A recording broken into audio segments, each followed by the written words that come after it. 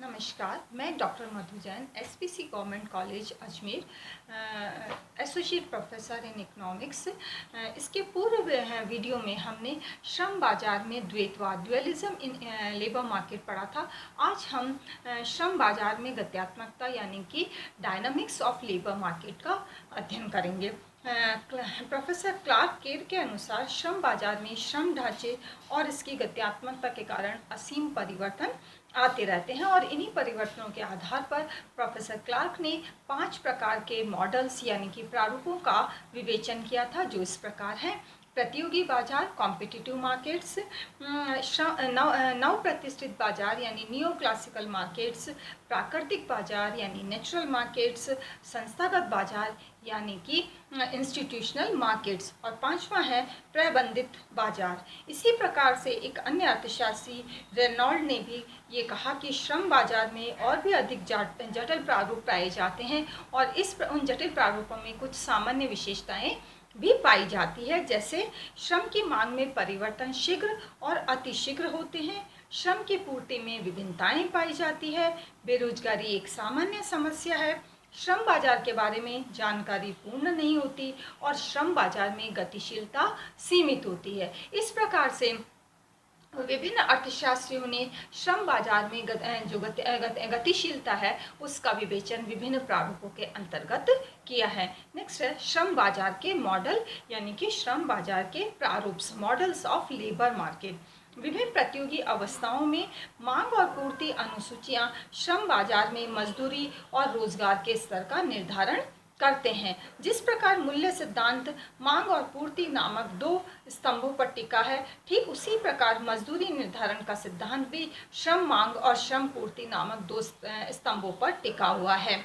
मांग और पूर्ति के ढाल के आधार पर हम श्रम बाजार के 4 प्रकार के मॉडलों का अध्ययन और विश्लेषण कर सकते हैं।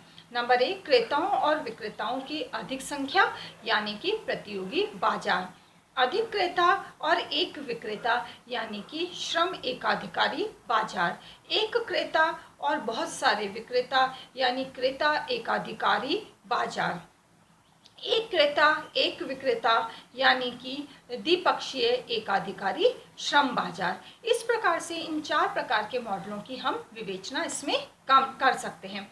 प्रथम मॉडल यानी कि फर्स्ट मॉडल में क्या है, जब श्रम बाजार में श्रम के बहुत सारे क्रेता और विक्रेता पाए जाते हैं तो इसे प्रतियोगी श्रम बाजार कहा जाता है। इस प्रकार की प्रतियोगिता में मजदूरी का निर्धारण श्रम की मांग और पूर्ति की शक्तियों के द्वारा होता है।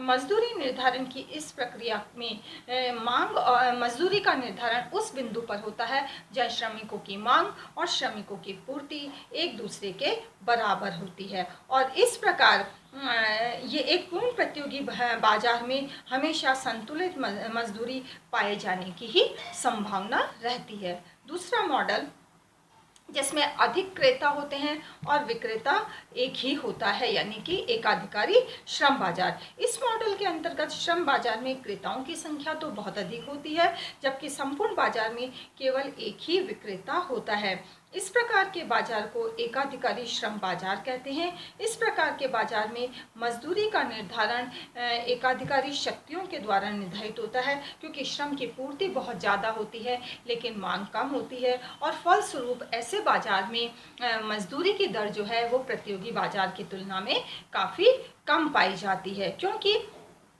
इस प्रकार से हम कह सकते हैं कि एक मुख्य अंतर जो एकाधिकारी श्रम बाजार और पूर्ण प्रतियोगी श्रम बाजार में देखने को मिलता है वह यह है कि एक पूर्ण प्रतियोगी बाजार में मजदूरी की दर कम और रोजगार की मात्रा अधिक होती है। इसके विपरीत एकाधिकारी बाजार में मजदूरी की दर अधिक और रोजगार की मात्रा कम पाई जाती है। तीसरा मॉडल, थर्ड मॉडल, इस मॉडल में एक क्रेता और एक विक्रेता होते हैं। इस मॉडल को हम क्रय एकाधिकारी श्रम बाजार कहते हैं। इस मॉडल में श्रम की जो मात्रा है और मजदूरी की दर का निर्धारण है वो दोनों ही, क्योंकि क्रेता अधिक होते हैं यानी कि श्रम की मांग अधिक होती है और विक्रेता कम होते हैं, और इस कारण से इस प्रकार के बाजार में मजदूरी और श्रम की मात्रा प्रतियोगी दशाओं की तुलना में अधिक होती है। इसके विपरीत एक क्रेताधिकारी स्थिति में मजदूरी का एकाधिकारी स्थिति की तुलना में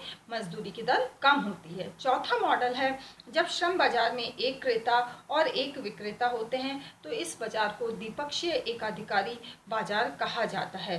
द्विपक्षीय एकाधिकार में मजदूरी की दर और श्रम का जो निर्धारण है वो इस बात पर निर्भर करता है कि मजदूरी की इस बात पर निर्भर करता है कि कौन कितना शक्तिशाली है, किसकी जो है किसकी ज़्यादा पकड़ है श्रमिकों पर। इस प्रकार की स्थिति में मजदूरी दर का निर्धारण वस्तुतः दोनों पक्षों की सौदा करने की शक्ति पर निर्भर करता है। Thank you so much.